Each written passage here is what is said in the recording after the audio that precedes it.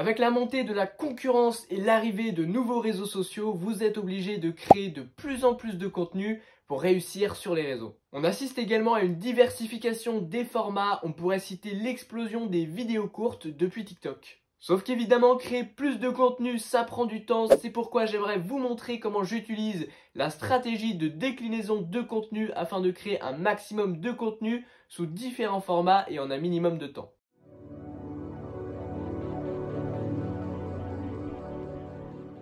Bon, d'abord pour ceux qui ne connaissent pas, la stratégie de déclinaison de contenu consiste à partir d'un contenu et de le réutiliser pour en faire d'autres contenus, souvent sous différents formats. C'est un moyen pour vous de créer jusqu'à 10 contenus supplémentaires à partir d'un seul, sans avoir à trouver de nouvelles idées et surtout en gagnant énormément de temps. Sauf que cette stratégie, vous ne pouvez pas l'utiliser n'importe comment, beaucoup d'erreurs sont faites, c'est pourquoi je vais vous présenter ma méthode. Alors sachez qu'il existe différentes manières de décliner son contenu, mais bien souvent on part du format le plus long pour en arriver au format le plus court. Par exemple, on va décliner un podcast en une vidéo, puis cette vidéo en un TikTok, ce TikTok en un post, etc. Et pour que la stratégie soit efficace, il faut impérativement qu'à chaque niveau de déclinaison, votre contenu soit adapté à la plateforme pour laquelle vous recréez du contenu et je vais vous expliquer ce que concrètement ça signifie. Imaginons que vous souhaitiez décliner un podcast en d'autres contenus. Je pense que vous serez d'accord avec moi pour dire que dans un podcast, on a tendance à beaucoup détailler nos idées.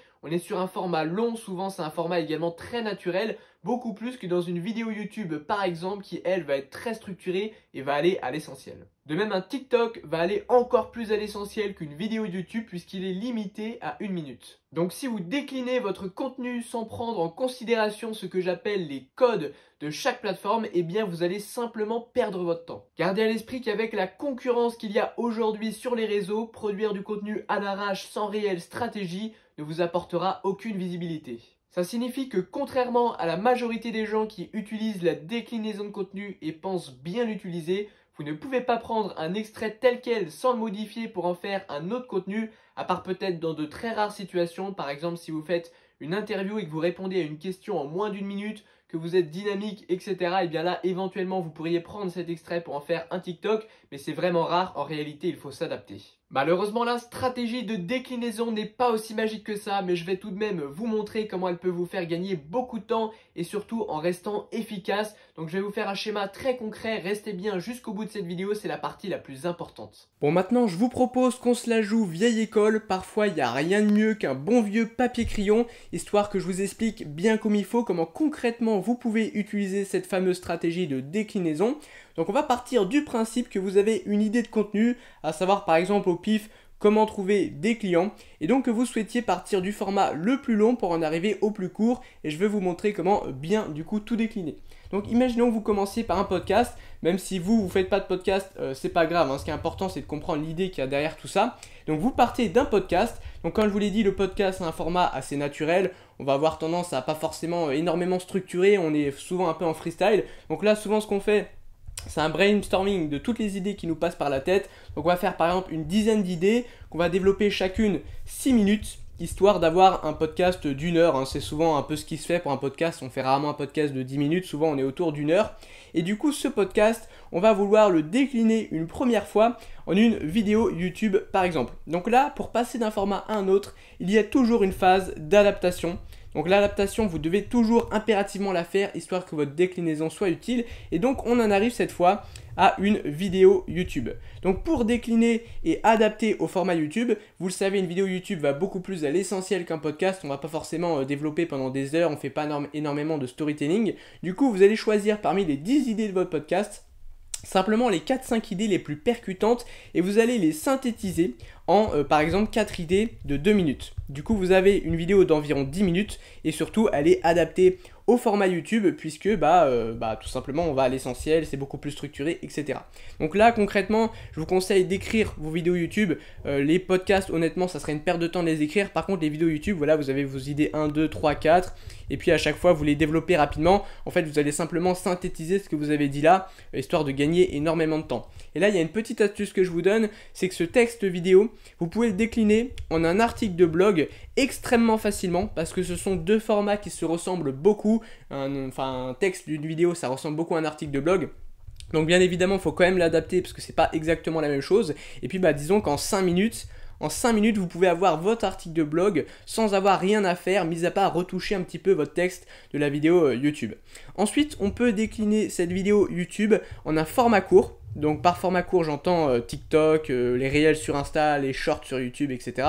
Donc le format court, vous le savez, c'est moins d'1 minute. Du coup, ce que vous allez faire, c'est que vous allez encore prendre l'idée parmi les 4 de votre vidéo qui est la plus percutante et vous allez une fois de plus la synthétiser parce qu'on va dire que chacune de vos idées prennent 2 minutes sur YouTube.